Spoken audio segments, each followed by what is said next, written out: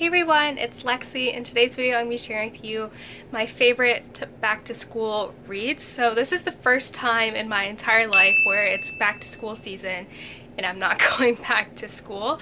This is like a weird sensation for me, seeing like all these back to school videos, and I'm like, man, for the first time in my life I don't have school, so it's a big transition point in my life, I feel. So I was like, this is a good video for me to do, so it makes me feel reminiscent.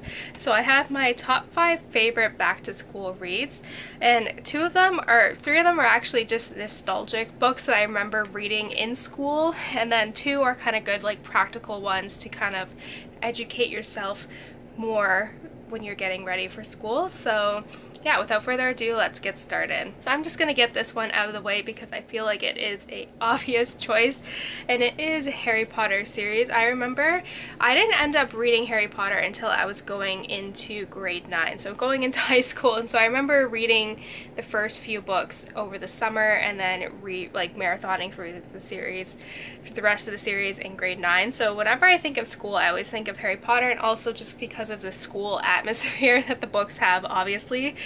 So I don't know, that's what it makes me think of it. I just get so nostalgic. I've been slowly rereading the Harry Potter series, so that's been my goal for kind of this past half of 2018. So yeah, it just makes me feel so nostalgic, and it reminds me of my youth. I didn't grow up with Harry Potter, essentially, like waiting for each book to come out, but I feel like I did grow up so much over the course of when I read it. So it always makes me think of school and my freshman year and all of that stuff, so it makes me very nostalgic. So next I have the Rizzoli Isles series. So I started reading this series in grade 10, and so the way, like, I had a lot of health issues going on, so this was a good kind of distraction for me. I love this series, so I would read the series, like the book, through the week, and then on Friday my mom would pick me up from school and we'd walk into town and get the second book from the bookstore. And so that's what it always makes me think of, because I was always reading these and all that stuff, and this was like my escape. And so that always, whenever I look at these, I'm like, I remember reading them in like grade 10, or I'd read them before class starts. Like, I remember when I look back, I have flashbacks of when I was reading them, and I think that makes me so nostalgic, especially for this one, and how I still love this series now, even though it's been 10 years later and I'm still obsessed with this series and all that fun stuff. So if you're looking for a nice crime thriller series, I highly recommend you check this out. It is very dark and twisted, and I always am like left guessing until the last minute, and there's always twists and turns and surprises that you don't see coming. So I highly recommend you check this series out. It has two very strong female protagonists in here as well, which is always a plus. So this is another series I remember reading in my last year of my undergrad, and I remember I was really into the series. I marathoned through it through those like that year, and it is the Lunar Chronicles by Marissa Meyer. And so you guys already know all this series, but I was really getting into it this summer. I remember listening to the audiobook for Cinder in the summer, and then marathoning through the rest of them over the course of my last year.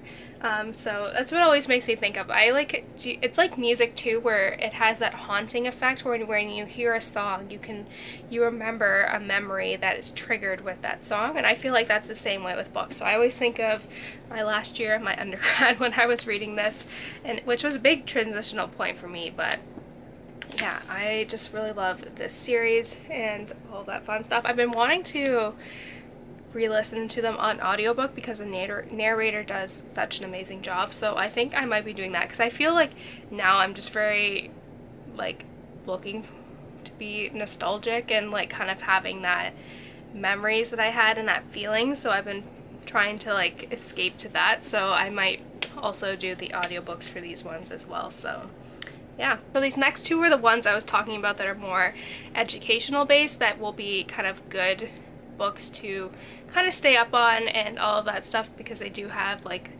that educational and like relevant to today's society. So the first one I have here is What Happened by Hillary Clinton. I read this when it first came out, and it was basically her recollection of everything that happened during the 2016 election and all of that stuff, and it was a very hard book to get through, but I think especially now in today's political climate, I think you need, in order to have like a good understanding, I think you need to read this, and it makes you more well-rounded and more well-read essentially. And so this one was a very, like I said, it was very hard book to read because it was, at least for me, very emotional, and there's parts in here where I'd get teary-eyed, but it was, yeah, some parts were just really hard to read, but it's hopeful. I think that's important, but I think every woman who's kind of very upset with the political things going on and what happened during that election, or woman or man, needs to read this because it is very enlightening and it makes you mad, but then it also gives you that passion and that fire to change things. So I think especially if you're going into your undergrad or if you're going into university or high school, I think you need to have that fire to change. And so I think this one is really good, and I think especially during your schooling, that's where you find yourself, that's where you kind of find your passion. So I think this book is very important, especially when you're kind of going into that new part of your life. So I couldn't recommend this book enough. So this is the Anthro Nerd in me recommending this book, but yeah, this book's very heavy, and it is Sapiens, A Brief History of Humankind by Yuval Noah Harari. And so essentially this is a kind of, not like a thesis, but it's basically just kind of saying how the genus Homo evolved and how we ended up being what we are today. So I was a little bit disappointed because I wanted it to be more physical anthropology based, more based on evolution. This one's more culturally based, but I think it is really interesting in learning what makes us human. How do we stand out? Like, how do we have these weird cultural things, and why are we the way that we are? I think this one's really interesting because it's a reflection on who we are. And then his next book is Homo Deus, which is where he thinks humans are going. So I think this one is really interesting because I think in order to understand why who we are, we have to understand how we got here.